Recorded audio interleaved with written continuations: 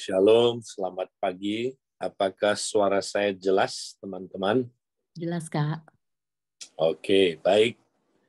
Saudara, saya ingin mengajak kita untuk kita boleh mulai hari ini, saudara, mengerti lebih dalam lagi tentang kompak, ya, supaya kita bisa membangun kompak dalam hidup kita.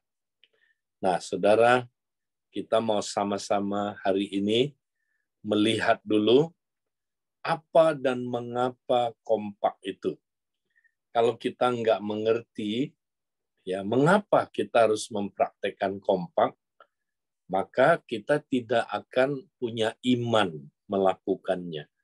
Nah, banyak orang, saudara, karena tidak mengerti, ya tidak mendapatkan iman, dia nggak bisa mempraktekkannya, saudara. Atau setelah dia mempraktekkannya, ya cuman sebagian sedikit, kemudian ya dia bilang ini nggak akan terjadi, ya, atau ini it doesn't work, ya, kemudian mereka, saudara, nyerah. Nah, kita mesti nangkap prinsip-prinsip kompak yang Tuhan Yesus ajarkan. Ya, ini bukan sistem yang karena Pak Edileo yang menemukannya, ya, atau Abalove Industri, atau Abalove MTHS, ya, atau sistemnya yang ada di Abalove. Bukan, saudara. Mari kita lihat hari ini diajarkan oleh Tuhan Yesus. Kompak itu dipraktekkan oleh Tuhan Yesus, murid-muridnya. Ya. Nah, mari kita akan lihat, saudara, mengapa kita mempraktekkan kompak. Nah, saya memberikan 5 alasan hari ini mengapa kita mempraktekkan kompak. Pertama, karena kompak adalah sistem pemuritan yang digunakan oleh Yesus, yaitu para rabi Yahudi. Ya, jadi kalau kita nggak mempraktekkan kompak, saudara, kita tidak sedang mempraktekkan pemuritan yang alkitabiah. Ya, karena Yesus menggunakan sistem kompak. Ya. Nah, dari mana kita tahu? Nah, kita akan lihat, saudara, Yesus ternyata memulai gerejanya, saudara, itu tidak langsung 3.000 orang, 5.000 orang, atau saudaraku 500 orang, 12 orang, ya, bahkan tidak pernah memulai gerejanya, saudara, ya, dari 12 orang. Yesus ternyata memulai gerejanya, kita lihat, saudara, ya, dari 2 orang. Nah, siapa 2 orang ini, saudara? Kita lihat ya Yohanes 1 ayat 35 sampai 37. Pada keesokan harinya, Yohanes berdiri di situ pula dengan 2 orang muridnya. Siapa, saudara? Dengan 2 orang muridnya. Nah, ini 2 orang ini siapa? Ini muridnya Yohanes Pembaptis. Nah, kalau nanti saudara baca konteksnya, ya, saudara tahu, ya, 2 orang ini tidak lain dan tidak bukan adalah Yohanes dan Andreas. Andreas sangat jelas, Yohanes secara implisit saudara bisa menemukan dia adalah salah satu dari 2 orang ini. Ya. Nah, 2 orang ini mereka sudah jadi murid. Muridnya siapa? Muridnya Yohanes Pembaptis. Ya. Dan ingat, saudara, Yohanes Pembaptis itu rabi. Nah, rabi selalu melakukan pemuritan lewat kelompok 2-3 orang, ya, yang disebut hafruta. Nanti kita lihat hafruta selanjutnya. Nah, 2 orang ini sudah praktek hafruta, saudara. Kemudian ayat 36, dan ketika ia melihat Yesus lewat, ia berkata, lihatlah anak domba Allah. Ya, jadi Yohanes mengumumkan waktu Yesus lewat, ini nih Mesias, dia anak domba Allah. Kedua murid itu mendengar apa yang dikatakannya, lalu mereka pergi mengikut Yesus. Jadi mereka langsung saudara ikut Yesus. Dengan perkataan lain, tadinya mereka adalah ya muridnya Yohanes Pembaptis, sekarang mereka jadi muridnya Yesus. Nah, karena Yesus juga adalah rabi, saudara, ya ingat Yesus itu rabi orang Yahudi, maka Yesus juga menggunakan sistem pemuritan dengan sistem hafruta, 2-3 orang. Jadi, saudaraku, berarti Tuhan Yesus ya membuat murid itu lewat kelompok 2-3 orang yang disebut hafruta. Next. Nah, kita lihat saudara, hafruta itu artinya pertemanan atau persekutuan. Ya, dari kata hafruta atau itu bahasa Aramaik, ya, dari kata hafruta bahasa Ibraninya, ya, itu artinya pertemanan, persekutuan. Ya, nah kita udah pernah dengar ini, saudara. Jadi sistem hafruta, ya, itu adalah sistem pemuritan yang sudah dimulai dari sejak zaman pembuangan Babilonia.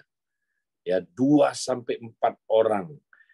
Ya, di mana saudara mereka suka kumpul berdua bertiga ini, saudara. Ya, makanya Daniel mempraktekkan hafruta. Ya, Daniel punya 3 orang, saudaraku, temannya, Sadra, Mesakh, Abednego. Berempat ini mereka selalu kumpul, saudara. Ya, mereka selalu apa, saudara? Belajar Alkitab sama-sama, doa sama-sama. Ya, mereka temenan. Ya, mereka adalah pertemanan, praktekkan pertemanan atau hafruta. Ya, ini dari sejak zaman Babilonia. Di zamannya Tuhan Yesus, saudara. Ya, ini adalah hafruta itu paling top, ya, paling terkenal. Ya, semua orang-orang rabi, saudara, mempraktekkan hafruta, ya, dengan murid-muridnya. Ya, semua rabi menggunakan sistem 2-3 orang ini memuridkan orang. Nah, termasuk Tuhan Yesus, saudara. Tuhan Yesus menggunakan sistem 2-3 orang ini. Ya, bahkan sampai sekarang nih, lihat saudara. Ini orang Yahudi sampai sekarang masih gunakan hafruta. Ya, sistem 2-3 orang. Ya, tapi kita nggak pakai ini, saudara. Sistem pemuritan kita kalau nggak kelas besar, ya, jadi satu orang muridin 50 orang, ya, modelnya kayak pengajaran teaching gitu, itu kita sebut pemuritan. Ya, itu nggak salah, saya tidak mengkritik itu, tapi itu ya bukan yang dipraktekkan oleh Tuhan Yesus. Tuhan Yesus, saudaraku, prakteknya kelompok 2-3 orang. Ya, nah ini kita mesti lakukan seperti yang Yesus lakukan. Ya, sekarang sistem pemuritan itu lebih banyak multi level marketing, MLM, ya. Jadi satu muridin 12, nanti 12 di bawah itu muridin 12 lagi, atau satu muridin 10, ya 10-nya di bawah itu muridin 10 lagi. Saya nggak mengkritik itu salah, silakan aja. Tapi saya tidak menemukan pola itu digunakan oleh Tuhan Yesus. Tuhan Yesus menggunakan pola 2-3 orang ini. Karena Yesus itu rabi Yahudi, saudara. Ya, nah orang Yahudi begitu mementingkan, saudaraku, hafruta ini. Next, sehingga mereka punya statement begini, saudara. Berikutnya, ya, o hafruta, o mituta. Ya, nah mereka punya statement, saudara, perkataan, berikanlah aku hafruta, atau berikanlah aku kematian. Artinya buat orang Yahudi, saudara, hafruta itu adalah ya sistem yang membawa apa, saudaraku, kehidupan buat mereka. Ya, mereka, saudara, kalau nggak ada hafruta, ya mereka merasa tidak hidup. Lebih baik ya hidup di dunia ini, ya dengan hafruta atau lebih baik mati, ya, daripada ya nggak ada hafruta, nggak ada kehidupan. Kenapa, saudara? Karena orang Yahudi percaya, saudara, ya, kita diciptakan dalam pertemanan. Jadi kalau kita nggak punya teman, saudara, kita akan ya menjalani hidup yang tidak maksimal, saudara. Ya, kita nggak ngalamin hidup seperti yang Tuhan ciptakan, saudara. Tuhan ciptakan kita sebagai ya teman, saudara, pertemanan. Jadi itu sebabnya, saudara, ya orang Yahudi, saudaraku, mempraktekkan ya hafruta ini. Yesus adalah rabi orang Yahudi, ya rabinya kita, dan dia mempraktekkan, saudaraku, hafruta. Jadi mari, saudara, kita praktekkan hafruta ini karena ini adalah sistem pemuritan yang digunakan oleh Yesus. Ya, jangan gunakan sistem yang lain yang tidak Yesus ajarkan. Bukan berarti yang lain itu saya kritik salah, enggak, saudara. Tapi mari kita praktekkan seperti yang Yesus ajarkan. Nah, inilah alasan pertama kenapa kita mempraktekkan kompak. Karena kompak adalah sistem pemuritan yang digunakan Yesus. Ya. Ya, alasan yang kedua, mari kita lihat, saudara. Ya, sebab kenapa kita mempraktekkan kompak? Ya, sebab kompak adalah unit terkecil komunitas tubuh Kristus. Ya. Jadi, saudara, kalau kita ya mau hidup dalam tubuh Kristus, saudara, kita harus, saudara, mempraktekkan kompak. Karena kompak itu unit terkecilnya komunitas tubuh Kristus. Ya. Nah, kenapa, saudara? Nanti saudara baca di Alkitab, ya. Karena tubuh Kristus itu beranggota banyak, bukan satu. Ya. Kalau kita sendirian, saudara, kita nggak bisa menghidupi gaya hidup tubuh. Kenapa? Hidup dalam tubuh itu, ya, karena tubuh bukan satu anggota, kata Alkitab, tapi banyak anggota. Ya, nah banyak di sini mulai dari berapa? Karena dibilang bukan satu, berarti hidup dalam tubuh Kristus itu dimulai dari dua. Ya, kalau kita mulai berdua, kita mulai bisa menghidupi gaya hidup tubuh. Bertiga, nah 2-3 orang inilah, saudara, sebuah komunitas yang adalah unit terkecil komunitas tubuh Kristus. Ya, kalau kita praktek ini, saudara, wow, akan luar biasa sekali kita bisa menghidupi gaya hidup tubuh Kristus. Ya, kalau dengan 12 orang sebuah komsel bisa, ya, tapi kurang efektif, saudara. Paling efektif kalau kita praktek ya di unit terkecil, ya, saudara, dari komunitas tubuh Kristus ini, yaitu 2-3 orang itu.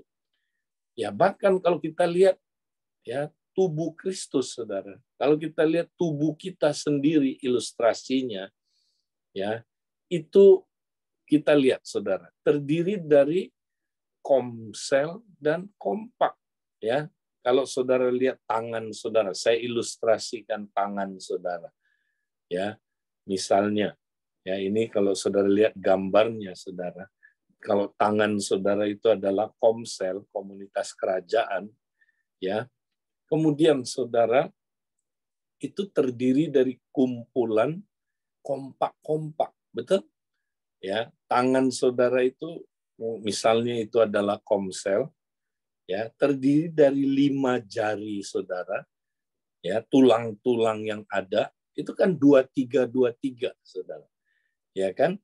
Jari kelingking 3 ruas, ya, jari manis 3 ruas, demikian juga jari tengah, jari telunjuk 3 ruas, kemudian jari jempol, saudara, itu 2 ruas. Lihat, ada pola 2-3 di situ, saudara. Ya, demikianlah kalau kita hidup dalam tubuh Kristus. Ya, komsel itu unit dasarnya gereja. Ya, yang di dalamnya terdiri dari apa, Saudara? Terdiri dari kompak-kompak. Nah, inilah saudaraku, ya, gereja. Yesus membangun 3,5 tahun gereja ini, unit dasarnya gereja. Ya, dia bangun komsel, saudara. Ya, terdiri dari 12. Lihat, 12 orang itu komselnya, saudara. Tapi di dalam komsel itu ada apa? Ada unit-unit yang disebut kompak. Nah, ini kita seringkali nggak nangkep, saudara. Yesus ternyata 3,5 tahun yang dia bangun unit ini, saudara. Lalu dia multiplikasikan unit ini, ya. Tapi kita nggak nangkep. Kita bikin gereja, saudara. Kita sibuk, ya, saudara. Yang mana yang kita bangun? Gedungnya lah, acaranya lah, programnya lah. Kita nggak bangun ini, saudara. Nah, unit terkecil komunitas tubuh Kristus ini penting sekali. Mari kita lihat semua rasul mempraktekkan unit terkecil komunitas tubuh Kristus ini atau kompak. Dari mana kita tahu? Ya, apakah itu Alkitabiah? Nah, kita lihat Kisah Rasul pasal 1 ayat 13. Nah, cara penulis Alkitab menulis nama ke-12 rasul itu unik sekali, saudara. Ya, nanti saudara baca ada beberapa ayat, tapi yang paling jelas Kisah 1 ayat 13 ini.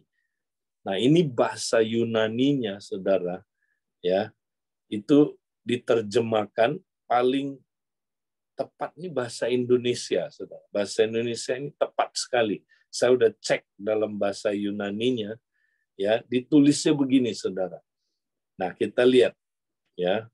Kalau saya, saudara, penulis kitab Perjanjian Baru, saudara, cara saya pasti kalau mau menulis nama ke-12 rasul, dalam hal ini 11, ya, ini udah karena di Kisah Rasul 1 ayat 13, ya, di sini Yudas sudah meninggal, ya, bunuh diri.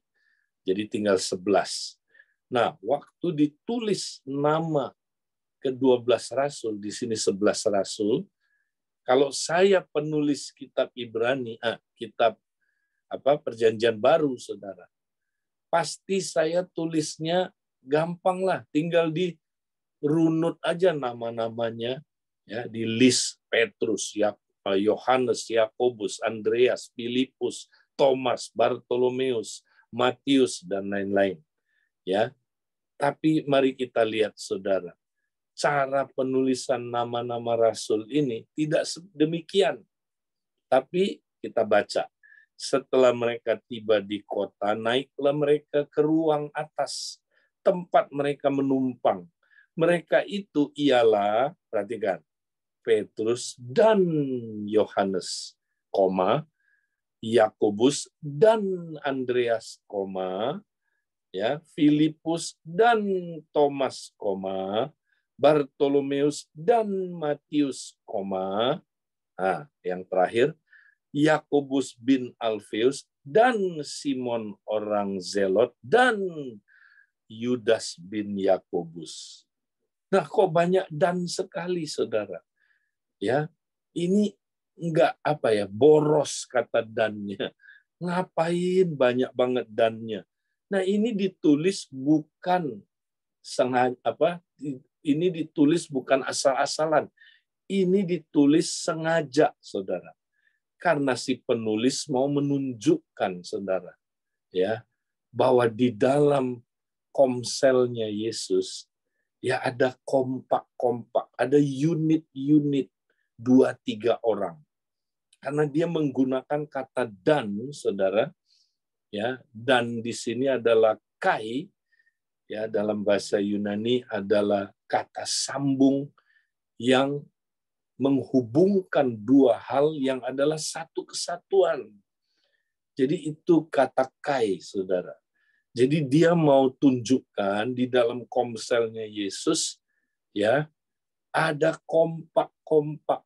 Nah, mari kita lihat kompak yang pertama, Petrus dan Yohanes, itu kompak yang pertama. Kompak yang kedua, Yakobus dan Andreas. Kompak yang ketiga, Filipus dan Thomas. Kompak yang keempat, Bartolomeus dan Matius. Nah, kompak yang terakhir, saudara, ini 3 orang. Yakobus bin Alfius dan Simon orang Zelot dan Yudas bin Yakobus. Wow, apakah saudara lihat ini kebetulan? Atau saudara baca ini, biasa aja. Enggak, saudara. Ini Yesus mau tunjukin nama kita, ya, bahwa semua rasul-rasul mempraktekkan kompak, saudara. Ya, mereka mempraktekkan hubungan 2-3 orang ini.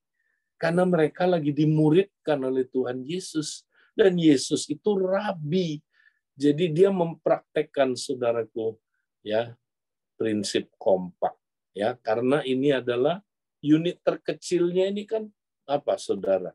Gereja kan, unit terkecilnya gereja. Nah, gereja terdiri dari kompak-kompak. Komsel terdiri dari kompak-kompak yang menghidupi gaya hidup tubuh Kristus, saudara. Ya, itu dia, saudara. Jadi kompak itu unit terkecil komunitas tubuh Kristus. Nah, kalau dia tubuh, saudara, apa bedanya dengan yang bukan tubuh, saudara? Ada orang praktek kelompok 2-3 orang, tapi itu bukan tubuh Kristus, saudara. Nah, kompak mesti mempraktekkan gaya hidup tubuh. Bedanya apa? Sekedar kelompok kecil 2-3 orang dengan tubuh, saudara. Nah, nanti saudara baca sendiri ya, ini nggak ada di sini. Kolose ya 2 ayat 19. Nah, Paulus mendefinisikan apa itu tubuh, saudara. Ya, tubuh itu punya 2 hubungan. Ya, pertama berpegang teguh kepada kepala, dia connect terus kepada kepala. Ya, itulah saudaraku tubuh. Ya, kedua, saudara, dia connect dengan sesama lewat hubungan urat dan sendi. Ya, hubungan urat dan sendi, saudara. Inilah tubuh. Ya. Nah, saudara-saudara, jadi kompak itu ya adalah unit terkecil dari tubuh Kristus. Berarti dia mempraktekkan gaya hidup tubuh, yaitu connect sama kepala, connect sama sesama, dan menjangkau jiwa bersama-sama. Nah, ini yang disebut ya up, in, dan out. Next, saudaraku. Ya, jadi kompak yang adalah tubuh Kristus, dia mempraktekkan gaya hidup up, in, dan out, saudara. Ya, tiap hari seperti gereja mula-mula. Gereja mula-mula itu, saudara, praktek up. Mereka doa, penyembahan, connect sama kepalanya. Karena Kristus adalah sang kepala.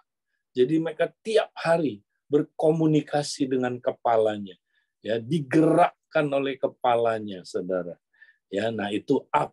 Ya, kemudian, saudaraku, ya mereka juga praktek in. Ya, inilah hubungan sendi yang diikat oleh urat, saudara. Ya, urat dan sendi. Ini apa, saudara? Hubungan dengan sesama. Yang diikat, ya, urat itu adalah pengikatnya, saudara. Sendi itu adalah hubungan. Nah, pengikatnya hubungan itu kasih, saudara. Ya, makanya gereja mula-mula saling mengasihi, saudara. Ya, mereka punya hubungan ikatan perjanjian. Ya, covenant. Mereka saling mengasihi sebagai covenant. Nah, ini kompak, saudara. Jadi kalau tidak ada hubungan kasih yang covenant, saudara, nah ini bukan kompak, bukan tubuh Kristus seperti yang Tuhan mau. Ya, ini adalah cuman kelompok kecil, saudara. Jadi mereka tiap hari berhubungan, saling bersekutu tiap hari. Ya, bersekutu itu bukan hanya kumpul sama-sama, tapi saling berkontribusi, saling mengajar, saling memperhatikan, saling membangun. Nah itu, saudara, mereka gereja mula-mula seperti itu. Nah, inilah tubuh kan, connect sama kepala, connect sama sesamanya, saudara. Nah, setelah itu mereka apa, saudara? Menjangkau keluar, out-nya. Ya. Nah, mereka praktek amanat agung setiap hari. Ya, mereka pergi jangkau jiwa karena Tuhan menambahkan jumlah orang yang diselamatkan setiap hari, saudara. Jadi mereka jangkau jiwa tiap hari, saudara. Bersaksi tiap hari, memenangkan jiwa. Kalau ada yang bertobat, mereka muridkan jiwa-jiwa itu, saudara. Nah, ini up, in, dan out, saudara. Ya. Nah, inilah yang dipraktekkan ya sebagai anggota tubuh Kristus, saudara. Nah, kalau kita tubuh, saudara, pelayanan kita keluar juga dahsyat. Ya, penginjilan kita dahsyat. Ya, kenapa, saudara? Karena kita praktek body ministry, pelayanan tubuh. Nah, mari kita lihat, saudara. Makanya kalau kita tubuh, kita akan melakukan pekerjaan-pekerjaan seperti yang Yesus lakukan. Next, ya. Makanya, saudara, ya, kalau kompak itu menghidupi gaya hidup tubuh, mereka akan melakukan pekerjaan-pekerjaan yang Yesus lakukan, bahkan yang lebih besar. Ya, karena sekarang mereka adalah tubuhnya Kristus, saudara. Ya, mereka ada di dalam tubuh Kristus, maka mereka bisa melakukan pekerjaan-pekerjaan yang Yesus lakukan. Karena sekarang Yesus melakukan apapun lewat tubuhnya, saudara. Ya. Nah, makanya Yohanes 4 ayat 12, aku berkata kepadamu, sesungguhnya barang siapa percaya kepadaku, ia akan melakukan juga pekerjaan-pekerjaan yang aku lakukan. Bahkan pekerjaan-pekerjaan yang lebih besar daripada itu. Sebab aku pergi kepada Bapa. Ya, perhatikan, saudara. Ya, jadi Yesus bilang, sesungguhnya, ya, barang siapa percaya kepadaku. Nah, pertanyaannya, barang siapa di sini ini, ya, berapa banyak, saudara? Nah, kalau bahasa Indonesia diterjemahkannya iya di sini, ya. Berarti apa? Tunggal. Ia akan melakukan juga pekerjaan-pekerjaan yang aku lakukan. Makanya banyak orang ya salah tafsir ayat ini, saudara. Ya, ayat ini seringkali disangka ya adalah untuk pribadi. Saya bisa melakukan pekerjaan-pekerjaan yang Yesus lakukan. Nggak bisa kalau saya sendiri. Ya, karena ini konteksnya ya bukan pribadi, saudara. Ya, Yohanes 14, nanti saudara baca lebih lengkap, itu adalah kedatangan Roh Kudus ketika Yesus pergi kepada Bapa. Nah, ini dikatakan ya dalam ayat 12 ini, kamu akan melakukan pekerjaan-pekerjaan ini ya sebab aku pergi kepada Bapa. Nah, ini dia. Ini terjadinya kalau Yesus pergi kepada Bapa. Yesus pergi kepada Bapa, Roh Kudus diutus. Nah, Roh Kudus membentuk apa? Membentuk tubuh, saudara. Roh Kudus itu adalah membaptis kita menjadi satu tubuh. Jadi ini Yohanes 14 konteksnya adalah pembentukan tubuh Kristus, saudara. Ya, ketika tubuh Kristus terbentuk nanti, ya maka kamu anggota-anggotanya, jamak, saudara, bisa melakukan pekerjaan-pekerjaan yang Yesus lakukan. Makanya, saudara, ini sebenarnya lebih tepat diterjemahkan jamak. Ya, makanya Yohanes 14 ayat 12 kita lihat NIV, ya, diterjemahkannya jamak, saudara. Very truly, I tell you, whoever believes in me will do the works I have been doing. And they, apa? They, plural ya, jamak, will do even greater things than these, because I am going to the Father. Ya, jadi ketika Yesus pergi kepada Bapa, Roh Kudus dibentuk, saudara, tubuh Kristus dibentuk, maka ya, orang-orang yang hidup dalam tubuh Kristus bisa melakukan pekerjaan-pekerjaan yang lebih besar. Ya, pekerjaan-pekerjaan yang aku lakukan bahkan pekerjaan-pekerjaan yang lebih besar. Ya. Nah, secara logika aja Saudara, kita bisa tahu kalau kita sendiri mana mungkin kita melakukan pekerjaan-pekerjaan seperti yang Yesus lakukan.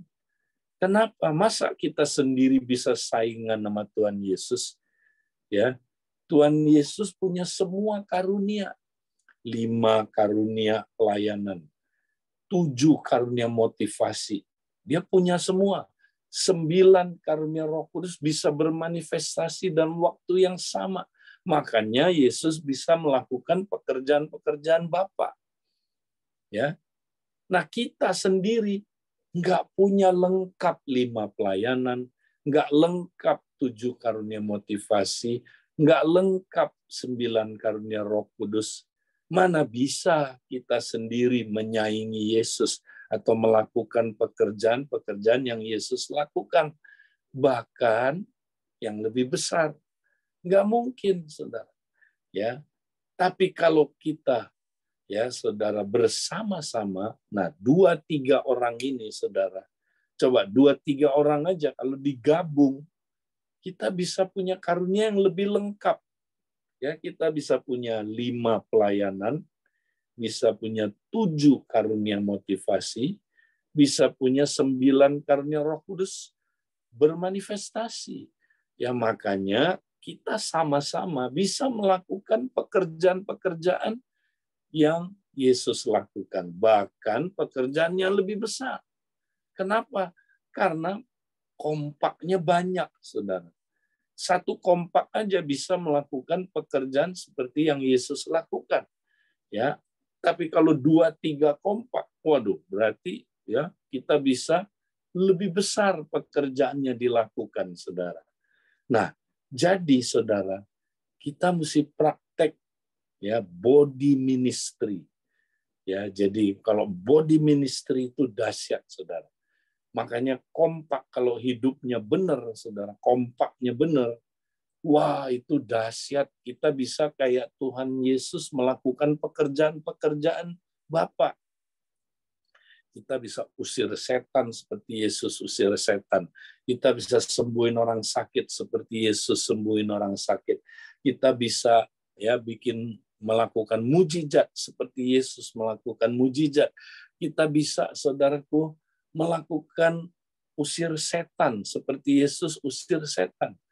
Ya, kita bisa sembuhin orang gila sama kayak Yesus sembuhin orang gila. Kita bisa memberitakan Injil seperti Yesus memberitakan Injil, Saudara. Karena kita hidup dalam unit terkecil komunitas tubuh Kristus ini. Ya, mari Saudara, kita semangat hidup dalam unit terkecil komunitas tubuh Kristus ini. Ya, itulah alasan yang kedua. Nah, sekarang alasan yang ketiga, Saudara. Mengapa kompak?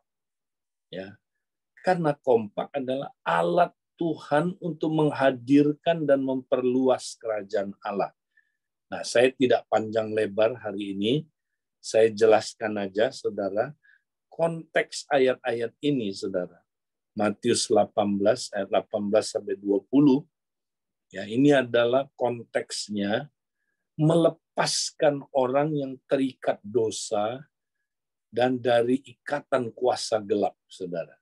Ya.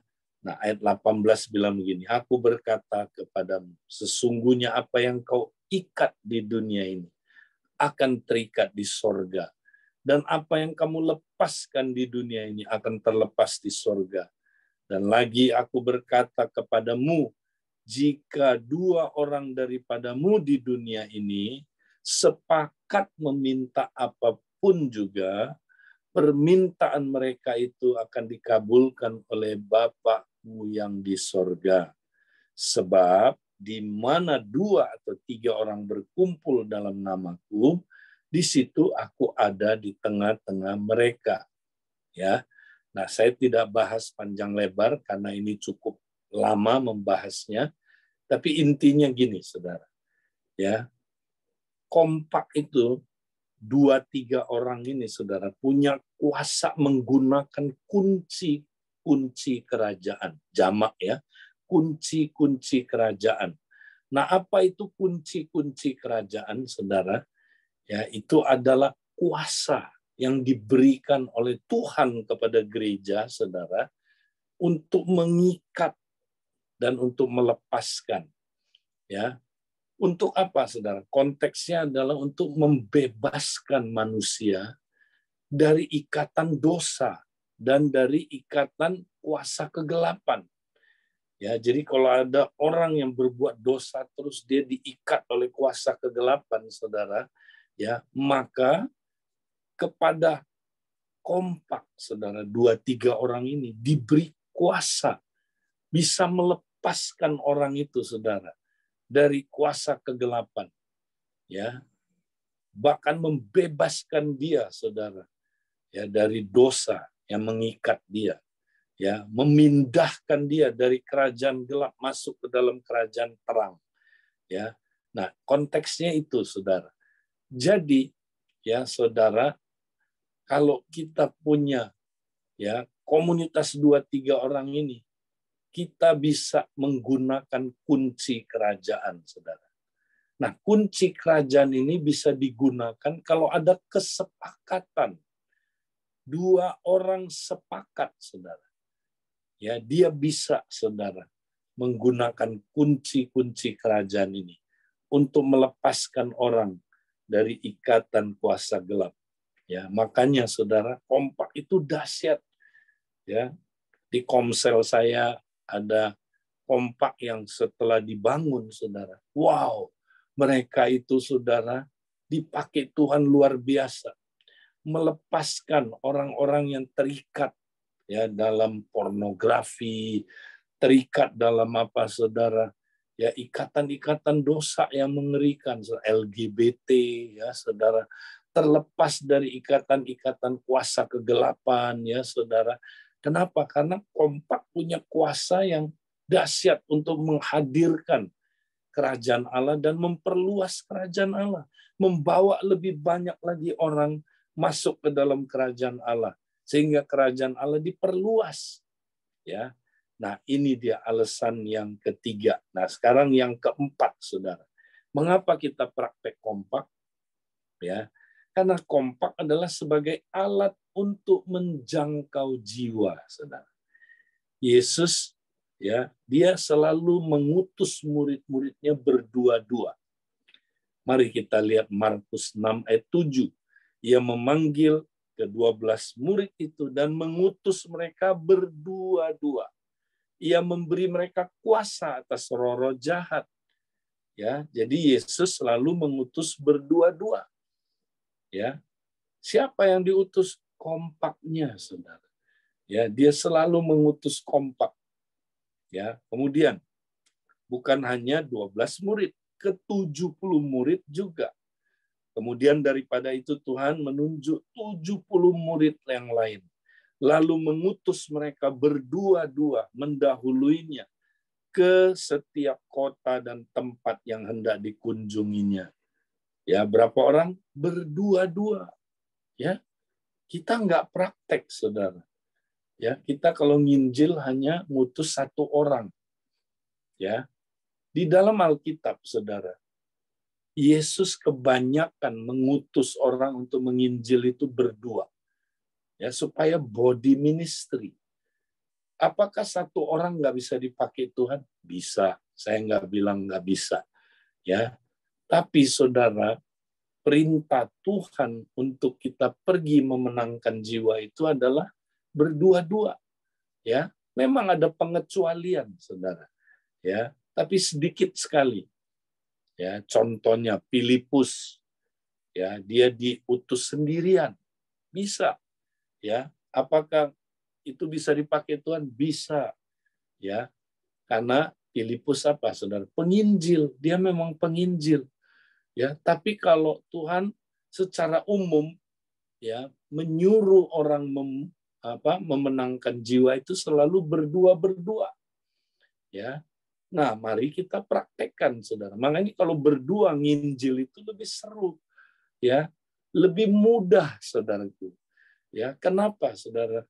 Karena ini body ministry, ya, pelayanan tubuh, saudara, bukan pelayanan pribadi sendiri-sendiri, ya.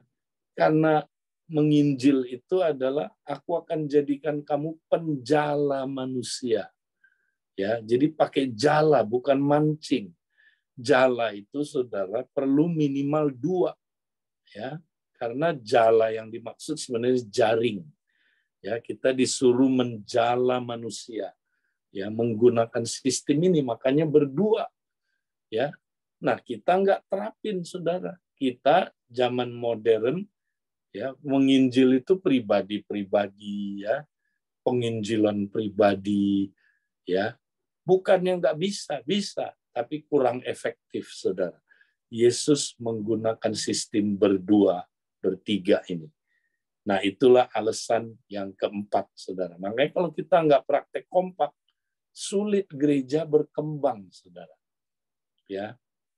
Nah, ini banyak kesaksian, saudara. Setelah komsel praktek kompak, diutus keluar, wah, komsel itu cepat bermultiplikasinya, saudara. Ya, kenapa? Karena mereka keluar menginjil, saudara. Dengan apa? Dengan sistem kompak, ya. Oke, yang terakhir sekarang, mengapa kompak? Karena ini adalah komunitas yang bersinergi, saudara. Nah, kita baca Pengkhotbah 4 ayat 9 sampai 12. Berdua lebih baik daripada seorang diri, karena mereka menerima upah yang baik dalam jeripaya mereka. Ya, jadi berdua, ya, itu lebih banyak buahnya daripada sendirian. Kenapa? Karena sinergi, saudara. Makanya kalau kita sinergi, kita bisa menghasilkan lebih banyak buah. Ayat 10, karena kalau mereka jatuh, yang seorang mengangkat temannya. Tetapi wahai orang yang jatuh, yang tidak mempunyai orang lain untuk mengangkatnya. Nah, berdua, saudara, lebih aman. Kalau ada temannya jatuh, yang lain bisa angkat. Ya, hari-hari ini, saudaraku, banyak orang Kristen, bahkan pemimpin, saudara, jatuh karena nggak punya teman. Ya, kemarin saya udah cerita, saudara, ada satu orang yang, ya, saudara, sangat dahsyat dipakai Tuhan, saudara. Ya, dia dari asisten dari seorang hamba Tuhan yang sangat terkenal, yang kalau KKR ribuan orang, saudaraku, diselamatkan. Ya, dan dia tukang follow up-nya, saudara. Tapi dia cerita, Pak Edi, saya nggak punya teman. Ya, saya sangat kesepian. Ya, saya hidupnya kosong hatinya. Walaupun saya dipakai Tuhan dahsyat. Ya, saya kemana-mana temenin senior pastor saya, KKR sana sini. Tapi hati saya kosong. Bahkan akhir-akhir ini saya akhirnya, ya, mengalami banyak masalah dalam keluarga saya. Anak-anak saya, ya, mulai tidak respect sama saya. Mereka meninggalkan saya. Ya, mereka bilang, kalau kayak begini mah udah deh. Ya, kekristenan itu apa? Ya, mama nggak pernah punya waktu dengan kami. Akhirnya dia banyak masalah, saudara. Dia stres. Dan dia, saudara, nggak ada yang tolong dia, saudara. Nah, waktu dia dengar saya khotbah ini tentang kompak, saudara, pertemanan, dia nangis. Dia bilang, saya mau praktek kompak. Saya nggak punya teman. Wow, dia berterima kasih, saya thank you, terus Pak Edi thank you ya. Saya dapat jawabannya. Ya, saya nggak punya teman, Pak Edi. Wow, saudara punya teman nggak?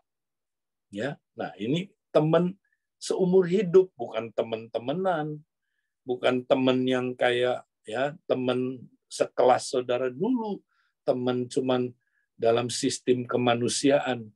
Ya, bukan, ini teman ilahi, saudara, teman rohani. Ya, ayat 11. Juga kalau orang tidur berdua, mereka menjadi panas. Tetapi bagaimana seorang saja dapat menjadi panas? Nah, kalau kita berdua, saudara, kita terjadi apa? Transfer energi. Ya, kita nggak akan pernah padam api revivalnya, saudara. Bara kalau sama-sama terbakar, wah itu lama bertahannya, saudara. Tapi kalau bara api satu kita pisahin dari kelompok bara itu, saudara, dia langsung padam. Nah, kalau padam dia mati sendiri, saudara. Nah, jangan ya hidup independen, saudara. Ya, tapi kalau kita berdua bertiga, kita akan apa, saudara? Saling transfer energi.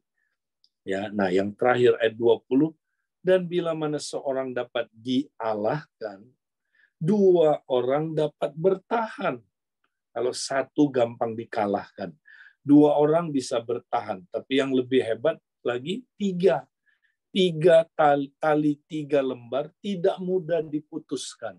Nah, ini dia. Jadi, saudara, kalau kita 3, wow, itu paling kuat, saudara. Ya, kenapa? Karena 3 itu sinerginya paling sempurna, saudara. Ya, makanya kita anjurkan, saudara, ya kompak itu 2-3 orang ini, saudara. Ya, 3 itu dahsyat, saudara. Ya, tali katanya kalau 3 dipilin sama-sama itu paling kuat. Lebih kuat dari tali yang 1 utas, 2 utas, atau 4 utas. Tapi yang 3 utas dipilin sama-sama, saudara, itu tali paling kuat. Ya, kenapa? Karena sinerginya sempurna, saudara. Sinerginya sempurna. Nah, kemudian, saudara, kita lihat ilustrasi yang terakhir. Kuda, saudara, kalau 1 kuda, ya, ini kuda yang paling kuat, namanya kuda Belgia. Saudara.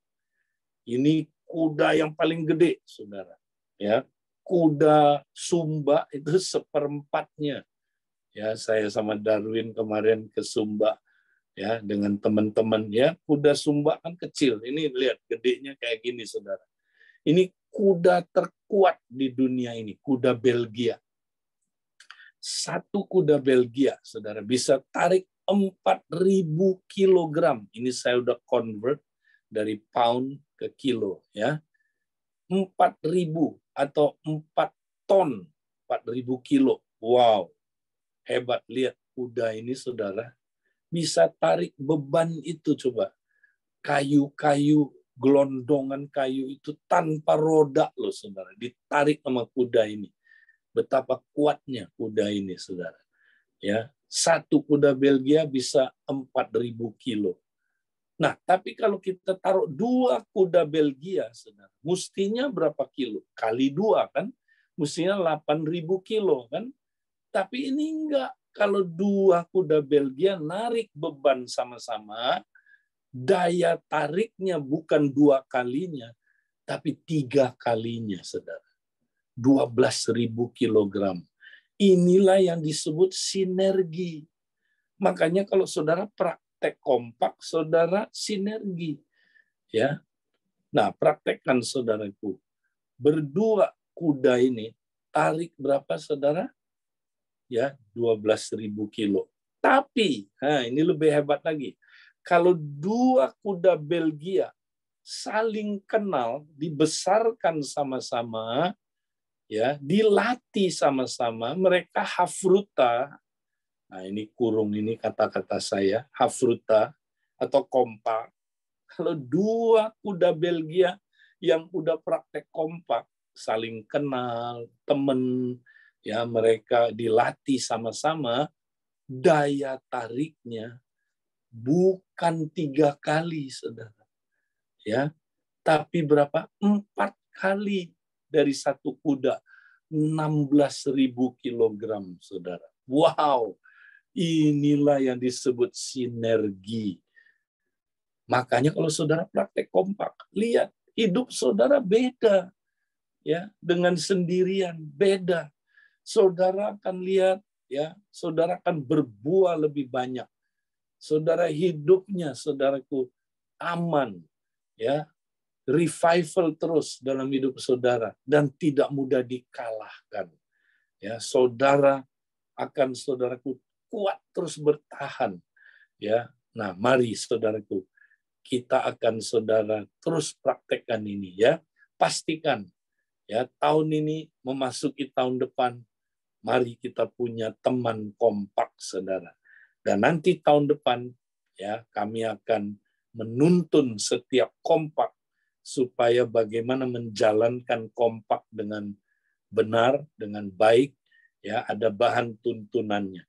Jadi saudara, mari kita semua semangat, kita mau jadi murid Kristus lewat kompak. Itu saja yang saya mau sampaikan. Tuhan memberkati. Silakan.